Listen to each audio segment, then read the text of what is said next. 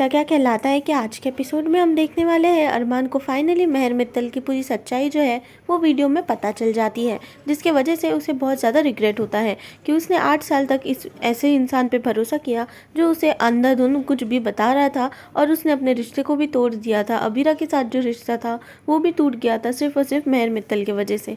जहाँ अरमान कहता है कि मुझे पता है कि मैं 8 साल पहले भी तुम्हारा भरोसा जो था हमेशा मैंने ही तोड़ा है और इस बार भी मैंने ही तोड़ा है, जहाँ पर मैं बहुत ज़्यादा माफ़ी मांगता हूँ तुमसे। जहाँ पे अरमान कहता है कि इस माफ़ी के लायक तो मैं हूँ नहीं, क्योंकि हमेशा से तुम ही सही थी। 8 साल पहले भी मैंने तुम पे भरोसा नहीं किया, जिसकी वजह से हमारा रिश्ता जो है वो टूट गया और इस बार भी वही हो रहा है। जहाँ पर ये बातें जब वो अबीरा को बताता है तो वो रो रहा होता है और वहाँ पे अबीरा की भी आंखों में आंसू आते हैं। जहाँ पे अरमान कहता है कि काश अगर मैंने तुम्हारी बात मान ली होती तो ये सब नहीं होता। मैंने तो तुम्हारी बातों को ठुकरा दिया, जिसकी वजह से हम अलग हो गए और हमारे अलग होने का असर मायरा पे भी पड़ा है। मायरा मुक्ति दोनों को, हमारी तो अच्छी खासी घर गृहस्थी जो है वो बिगड़ गई थी और मायरा को मम्मा का प्यार भी नहीं मिला। ये सब सिर्फ और सिर्फ मेरे वजह से हुआ है, क्योंकि मैंने उस कातिल का साथ दिया। कातिल सिर्फ वही नहीं है अभिरा, कातिल मैं भी हूँ, क्योंकि हमारे वजह से हमारा रिश्ता जो है वो टूटा है। प्लीज़ मैं तुमसे अब बोलता हूँ कि प्लीज़ शांत मत रहो, कुछ तो बोलो। इतने साल की भड़ास जो भी है, खुन्नस है, वो सब निकाल दो, मैं सुनना चाहता हूँ। जहाँ पर अरमान जो है वो अबीरा से माफ़ी मांगता है कि हमेशा की तरह मैंने ही तुम्हारा ट्रस्ट जो है वो तोड़ा है और मेरे ही वजह से हम दोनों अलग भी हुए हैं। जहाँ पर पता नहीं क्यों मैंने मेहर मित्तल को अपना बिजनेस पार्टनर भी बना लिया था और फ्रेंड बना लिया था। वो इंसान, वो कातिल मेरे घर पे आती थी, मेरी बेटी के साथ टाइम स्पेंड करती थी और इतना तो कुछ भी नहीं, पर मैं उसके साथ शादी करने वाला था। मैं उसके साथ शादी करने वाला था। इतनी बड़ी कदम जो मैंने उठाया था उसमें भी मैंने गलत ही डिसीजन लिए और इसका भुगतान जो है वो सबको भरना पड़ गया। प्लीज़ अबीरा तुम कुछ तो बोलो। जहाँ अबीरा जो है वो कुछ भी नहीं बोलती है तो अरमान को ऐसा लगता है कि ये गलती मैंने इतनी बड़ी कर दी है कि शायद अब इसका वापस से कोई इलाज भी नहीं कर पाएगा। पर प्लीज़ तुम कुछ तो बोलो, इतने साल की भड़ास जो है वो निकालो। उस कातिल को मैंने मेरे घर में पनाह दी और मेरे घर में पनाह देने के बाद मैंने तुम्हारी बात नहीं मानी। तुम तो आई थी ना मेरे पास। भी वो हाथ जोड़ के अबीरा से माफ़ी मांग रहा होता है। वहाँ पर ही एक जो ग्लास है वो गिर जाता है, जिसकी वजह से अबीरा जल्दी से अरमान को गले लगा लेती है, क्योंकि वो जो लकड़ी है वो और किसी ने नहीं बल्कि मेहर मित्तल के फादर ने फेंकी होती है। मेहर मित्तल जो है वो वहाँ कि उसके फादर जो है वो अभी ही अपनी बेटी को जो है वो करके आए होते हैं, तो वो वहाँ पे भड़के हुए होते हैं और भड़कते हुए वो मायरा के बारे में बहुत ऊंच नीच बातें कर रहे होते हैं कि कैसे भी करके उसे मैं जेल में ही रहने दूंगा, कुछ भी हो जाए जेल से वो बाहर कभी नहीं आएगी। जैसे तुमने मेरी बेटी को धक्का देके तुम्हारी बेटी ने जो कुछ किया है ना, मेरी बेटी तो ऊपर पहुंच गई ना, अब उसके लिए मैं भी तुम्हारी बेटी को ऊपर पहुंचाऊंगा। अरमान को इतना ज़्यादा गुस्सा आता है कि वो मेहर मित्तल के फादर को पीटने लग जाता है। जहाँ पे अबीरा रोकने की कोशिश करती है पर वो रुकता नहीं है, पर फिर भी वो जल्दी से जब पुलिस के सायरन की आवाज़ आती है तो वहाँ से भाग जाता है। जहाँ पर वो कहता है कि अच्छा हो गया कि मैंने पुलिस को पहले ही बता के रखा था, कम से कम मेरे बचाव के लिए तो आते। जहाँ पर अब अबीरा उसे शांत करते हुए अरमान को कहती है कि अरमान वो सब उनका गेम प्लान था, उन्होंने जानबूझ के ये सब किया था ताकि वो तुम्हें फंसा ले और तुम्हें फंसाने के बाद मायरा जो है वो सारी सिचुएशन जो है वो और ज़्यादा कॉम्प्लिकेटेड हो जाएगी। इसीलिए उसने ये सब प्लान किया था कि मायरा के बारे में गलत गलत बोल के भड़का के तुमसे गुस्सा निकलवा लेगा और वो सब होने के बाद पुलिस वाले तुम्हें जेल में डाल देंगे। जहाँ पर अरमान कहता है कि ऐसा जो भी है, पर तुम्हें गुस्सा नहीं आ रहा है क्या? उसने इतनी सारी बातें बोली, पर अबीरा कहती है कि मुझे गुस्सा तो बहुत आ रहा है, पर ये गुस्से को मुझे कंट्रोल करना पड़ेगा, क्योंकि मुझे बंदर को सबसे पहले बाहर निकालना है, मुझे मंकी को, उसके बाद ही ये सब होगा। जहाँ पर अरमान कहता है कि अगर ऐसी बात है तो ये केस को सेल्फ डिफेंस क्यों नहीं बोल देती तुम? तुम्हें अच्छे से पता है, तुम्हें खुद लॉयर हो, तुम्हें अच्छे से पता होना चाहिए कि सेल्फ डिफेंस के वजह से वो बच सकती है। जहाँ दूसरी तरफ सब लोग अबीरा की टेंशन ले रहे होते हैं, क्योंकि अबीरा खुद ऐसी हालत में होती है कि वो मायरा को क्या ही बचा पाएगी। जहाँ दादीसा कहती है कि मुझे पता नहीं है, अबीरा की बहुत ज़्यादा टेंशन हो रही है। जहाँ मनीषा कहती है कि आज कितने सालों बाद हम फिर से अबीरा की टेंशन ले रहे हैं।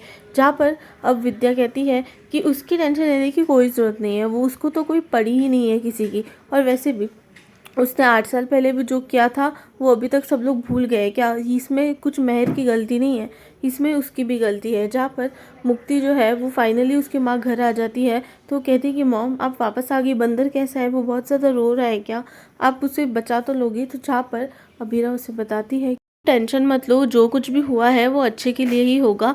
और तुम्हें पता है उसने मुझे मम्मा बोला। ये बात सुनने के बाद वो और उसे गले लगाकर बहुत खुश हो रही होती है कि फाइनली बिल्ली ने उसे मम्मा बोला। जहाँ माधव जी कहते हैं कि तुम ना थोड़े ज़बान को लगाम दो विद्या, तुम्हें अभी भी सच जो है वो दिखाई नहीं दे रहा। सारी गलती मेहर की थी, मेहर मित्तल ने ये सब किया था और तुम आज भी ब्लेम जो है वो अभीरा को कर रही हो। जहाँ पे विद्या कहती है कि माना मेहर गलत थी, पर आप लोग तब कहाँ थे सबके सब जब मेहर ने अभी हमारी इसको मायरा को स्कूल में, बोर्डिंग स्कूल में एडमिशन दिलाई थी, जब अरमान और उनका बिजनेस चल रहा था, तब क्या?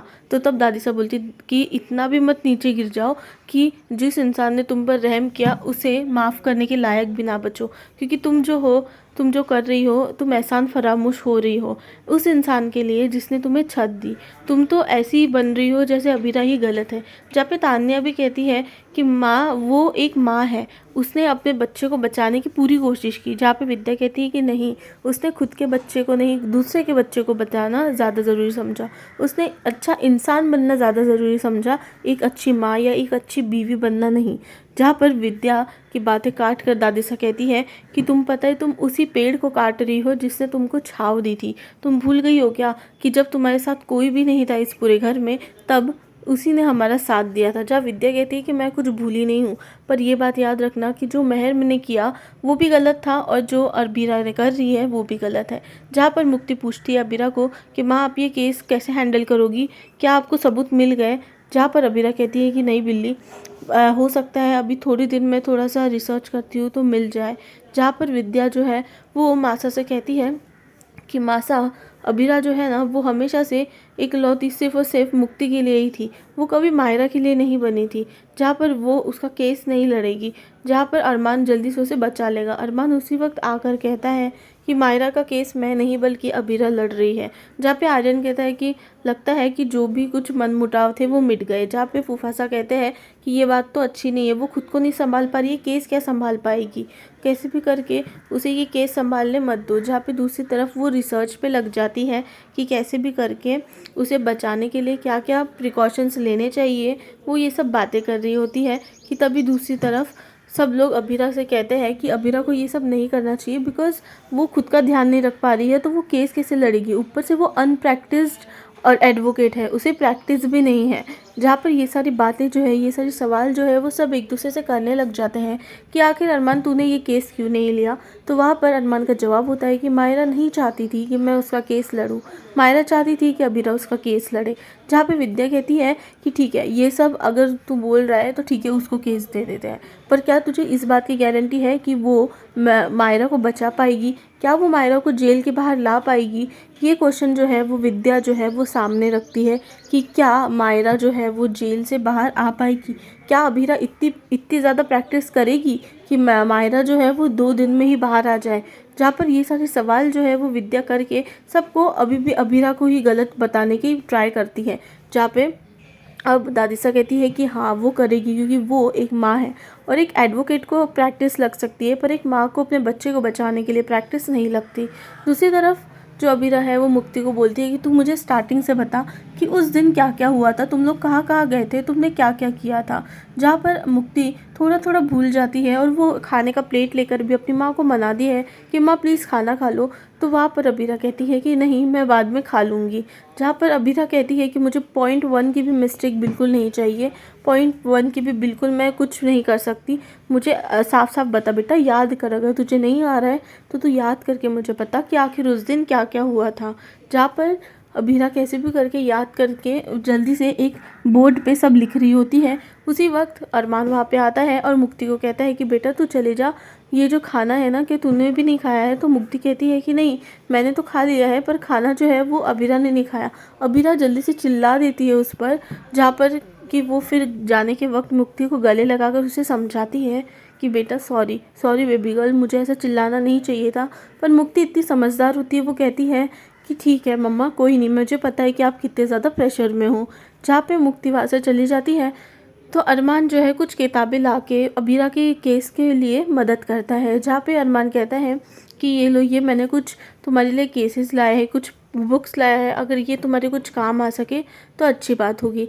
जहाँ पे अबीरा कहती है कि अरमान तुम तो मेरे खिलाफ थे ना, तो आखिर अब तुम मेरी मदद क्यों ही कर रहे हो?